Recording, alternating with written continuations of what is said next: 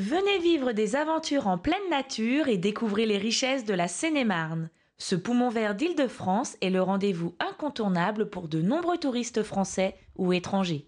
Malgré la crise en 2009, le bilan s'avère plutôt positif. On s'aperçoit que le tourisme a relativement bien résisté à la crise qui frappait de plein fouet la France, l'Europe, le monde et puis donc la Seine-et-Marne qui n'échappait pas. On voit des petits fléchissements quand même sur la fréquentation des hébergements et sur notamment la fréquentation de certains sites un peu majeurs, notamment liés au patrimoine.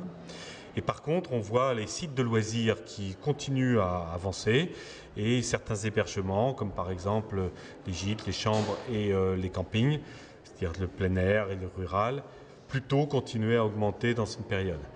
Un bon résultat sur les restaurateurs en général, d'après les éléments que nous pouvons avoir.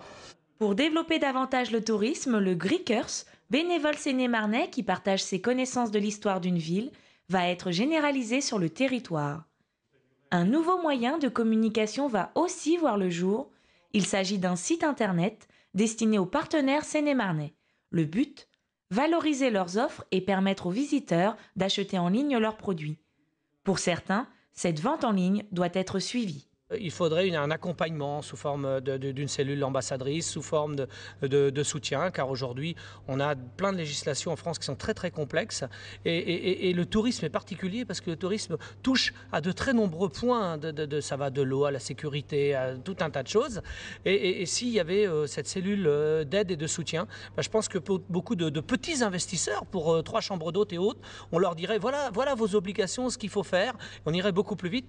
Pour la nouvelle saison 2010, de nouveaux événements vont rythmer le calendrier sénémarnais. Et on a un certain nombre de nouveautés, de spécificités. On pourrait citer les 100 ans de Django Reinhardt, l'anniversaire de Django Reinhardt.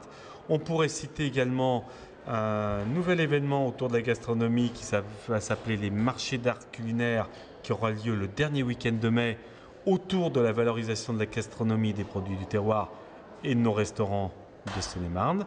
Sans oublier la Nuit des musées, le spectacle historique de Meaux, le Festival des Pays-Arts et les 150 ans de l'Angélus de Millet à Barbizon. À noter, ce sont plus de 130 000 visiteurs qui détiennent la carte Balade Pass, idéale pour bénéficier d'entrées gratuites ou de réductions exceptionnelles dans plus de 83 sites.